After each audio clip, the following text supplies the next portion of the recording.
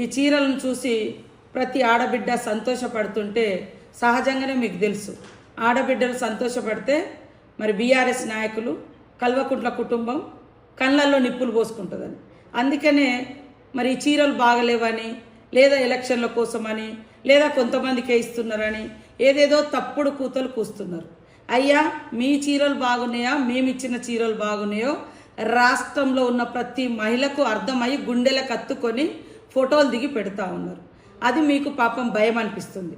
మేము ఈ చీరలకు ఆర్డర్ ఇచ్చి దాదాపుగా 1 year కావస్తుంది. ముఖ్యమంత్రి గారు కన్న కళ ఏంటిదంటే 1 కోటి మంది మహిళల్ని కోటీశ్వర్లను చేయాలి. 1 కోటి మంది మహిళలు కావాలి అంటే మరి 1 కోటి మంది మహిళలను మహిళా సంఘాల్లో చేర్చాలనే లక్ష్యంతో ఈరోజు ఇచ్చిన 67 లక్షల చీరలు సరిపోవట్లేదని ఇంకా 33 లక్షల చీరల వరకు మరి మళ్ళీ ఆర్డర్ ఇవ్వడం జరిగింది. దాదాపుగా అంటే పూర్తిగా 1 కోటి మందికి.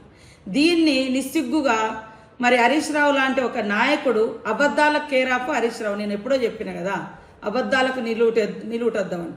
మేము 67 లక్షలకు ఆర్డర్ ఇచ్చినాం. 67 లక్షల చీరలు రాష్ట్రంలో పంపిణీ జరుగుతున్నది. అది గ్రామీణ ప్రాంతంలో ఒకసారి మరి పట్టణ ప్రాంతంలో మరొకసారి. ఎందుకంటే చేనేత కార్మికులు ఏదో మేము దుబాయ్ నుంచి లేదా సూరత్ నుంచి కిలోల కొద్దీ తీసుకొచ్చిన చీరలు కాదు. చేనేత కార్మికులు వాళ్ళు స్వయంగా నేర్చిన చీరలు మేము అక్కడే ఆర్డర్ ఇచ్చినాం కదా. మీకు చిత్తశుద్ధి ఉంటే కేటీఆర్, హరీష్ రావు, కవితమ్మ ముగ్గురు పోయి సిరిసిల్ల కార్మికులతో మాట్లాడి ఇక్కడ రాష్ట్ర ప్రభుత్వం నుంచి ఎన్ని చీరలకు ఆర్డర్ ఇచ్చిండ్రు, ఎప్పుడు అయింది అని ఒక్కసారి తెలుసుకోండి.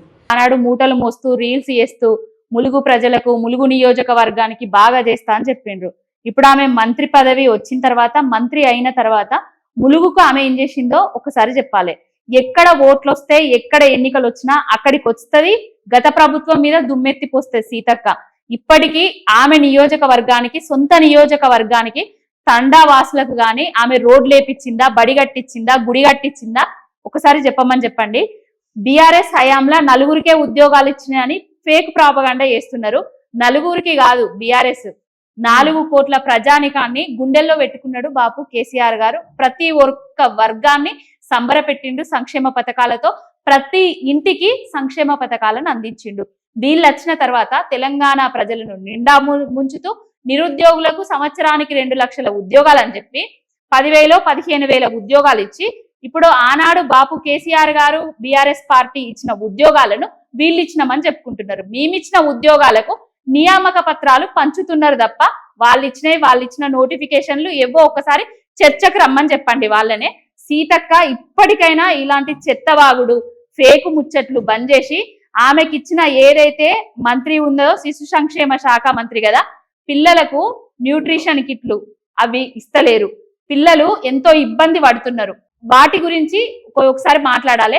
సీతక్క బాగా మాట్లాడుతుంది కదా.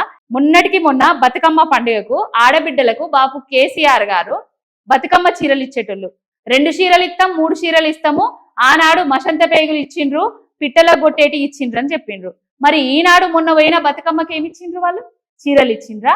వాళ్ళకు చీరలు వస్తున్నాయి, వాళ్ళకు నగలు వస్తున్నాయి, వాళ్ళకు డబ్బు వస్తుంది తప్ప వాళ్ళను నమ్మి ఓట్లేసిన ప్రజలను నిండా ముంచిర్రు, రోడ్డు మీద నిలబెడుతున్నారు. నీళ్లు లేక అరిగోస పెట్టిండ్రు, మళ్ళా తర్వాత కరెంటు లేక అరిగోస పెడుతున్నారు, ఇంకా ఎన్నెన్నో చేస్తున్నారు. ఇండ్లు కూల్చి కూడా అరిగోస పెడుతున్నారు. ఏనాడన్నా సీతక్క పేద ప్రజల ఇండ్లు కూల్చిన కాడ హైడ్రా దగ్గర వచ్చి కూర్చొని పేదోళ్ళ ఎందుకు కూల్స్తున్నారు అనేసి ధర్నాలు చేసిందా?